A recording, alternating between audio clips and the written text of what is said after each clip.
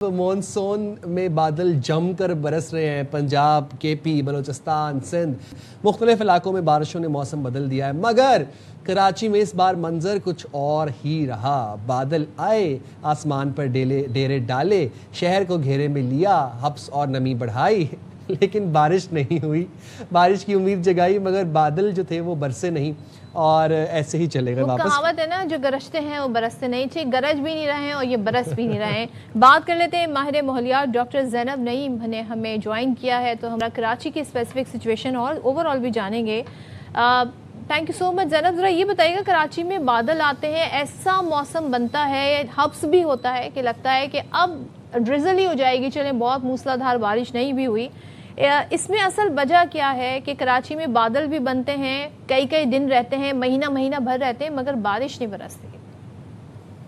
देखें, ये सारा क्योंकि ये सीजन आपका मानसून का सीजन होता है, जिसमें बे ऑफ बंगाल की तरफ से बादल उठते हैं और सब कॉन्टिनेंट में, इंडिया पाकिस्तान में जो है बारिशें लेकर आते हैं, इवन ओवरऑल साउथ एशिया। लेकिन अभी जो आपकी कोस्टल बेल्ट्स के इलाके हैं, वहाँ पे समंदरी आबो हवा और प्रेशर जो है वो डिटरमिन कर रहा होता है कि बारिश कितनी होगी नहीं। और इस दफा सिंध साइड पे ओवरऑल 61% कम बारिशें रिकॉर्ड हुई हैं, और उसकी सबसे बड़ी वजह यह है कि एल नीनो शुरू हो चुका है। एल नीनो जो है वो बादल लेकर तो आता है, लेकिन उसमें बारिश नहीं होती, और इसलिए वो गर्मी और हब्स का मौसम और वो नमी जो है वो रहती है, लेकिन वो बादलों में इतनी सख्त नहीं होती कि वो बारिश का वो सिस्टम जो है वो लेकर आ सके। तो इसलिए सिंध साइड पे कम हुई, बलूचिस्तान साइड पे भी 40% कम बारिशें रिकॉर्ड हुई हैं। और ये एक डेंजरस ट्रेंड है, क्योंकि आने वाले महीनों में भी यहाँ पे बारिशों का उस हिसाब से कोई लंबा चौड़ा पैटर्न हम नहीं देख रहे, जो एल नीनो की वजह से। और इसीलिए इसको क्लाइमेट चेंज से लिंक किया जाता है कि जब आपकी लोकल कंडीशंस भी सपोर्ट नहीं कर रही होती, वरना अक्सर ऐसा होता है कि बादल बनते हैं, अगर नीचे ग्रीनरी और ये मौजूद हो, सब बफर मौजूद होते हैं, तो उसकी वजह से भी लोकल कंडीशंस आबो हवा बना देती हैं ऐसी कि बारिशें हो जाती हैं। अब कीथर की पहाड़ियों पे फिर बारिशें हो जाती है, लेकिन ओवरऑल कराची शहर में बारिशें नहीं हो पाती, क्योंकि बहुत ज्यादा कंक्रीट का जंगल है जिसमें ऑलरेडी हीट ट्रैप हुई। अच्छा, एक और भी सिलसिला हम देख रहे हैं, वो ये है कि बारिशें कराची में कम होने की वजह से मुख्तलिफ बीमारियों ने जन्म ले लिया है। तो जिससे पूछो उसको वायरल है, जिससे पूछो उसको हेडेक है, बॉडी एक है, गला ख़राब है, नज़ला है, और ये पिछले तकरीबन 1 महीने से यही पैटर्न चल रहा है। तो आपको लगता है कि बारिशें कम होने की वजह से बीमारियां जन्म ले रही हैं?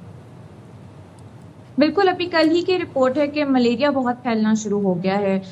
तो जब भी नमी बढ़ती है और गर्मी बढ़ती है, तो इस तरह की बीमारियां भी ज़्यादा फैलना शुरू हो जाती हैं, और गर्मी इनको ज़्यादा फैलाती है। तो इस वजह से ये आम हो रही हैं। तो क्लाइमेट चेंज की वजह से हेल्थ क्राइसिस जो है वो बढ़ रहा है। जितनी ज़्यादा गर्मी, उतना ज़्यादा जो है आपकी रिजिलियंस कम हो जाती है, बर्दाश्त कम हो जाती है, और आपकी इम्यूनिटी वीक होना शुरू हो जाती है, क्योंकि आप डिहाइड्रेशन की तरफ जाना शुरू हो जाते हैं ज़्यादा। तो इस वजह से ये मामला होते हैं। और हाँ, जब ये भी एक ट्रेंड है ग्लोबली कि जैसे जैसे बर्फ़ पिघलती है, बर्फ़ में दबे हुए पुराने वायरसेस भी बाहर आते हैं। तो ये एक डेंजरस पैटर्न है जो क्लाइमेट चेंज से डायरेक्टली लिंक्ड है। अच्छा ज़ैनब, मुझे बताइएगा, कराची में बारिशें तो ना होने के बराबर हैं, यही सिलसिला रहा तो कराची को जो पानी की फरहमी के हवाले से इश्यूज़ हैं, उनमें मुस्तकबिल में किन मुश्किलात का सामना पड़ सकता है? ओवरऑल क्या असर पड़ेगा कराची शहर पर? अभी जो लेटेस्ट ट्रेंड है, साइंटिस्ट के जो बता रहे हैं वो ये है कि सितंबर अक्टूबर में एल नीनो पीक करना है। और हमेशा याद रखिए, जब एल नीनो जिस साल पीक करता है उस साल फिर भी उस तरह के असरात नहीं होते। उसके जो आने वाला साल होता है उसमें बहुत शदीद असरात देखते हैं। और अभी भी ओवरऑल जो हमारा एवरेज टेम्परेचर रहा है पूरे मुल्क में, वो 0.7% अबव नॉर्मल रहा है। तो ये 0 डिग्री का बहुत फर्क पड़ता है। तो कराची में जो है आने वाले कुछ महीनों में बारिशें उस तरह की नहीं है, जिसकी वजह से आबी ज़खायर पे बहुत ज़्यादा प्रेशर है। और ये सिर्फ ये प्रेशर नहीं है कि वो कम हो रहे हैं, ये भी प्रेशर होता है कि उसमें समंदरी जो ये सॉल्ट होता है, या जो ड्राई मिट्टी की वजह से जो नमकियात होते हैं वो शामिल होना शुरू हो जाते हैं, और जिसकी वजह से पानी आलूदा ज़्यादा होता है। पानी खड़ा भी रहता है, जब बहता नहीं है ज़्यादा बारिशों की वजह से, तो भी आलूदगी बढ़ती है। तो पानी से होने वाली बीमारियां बहुत बढ़ जाती हैं।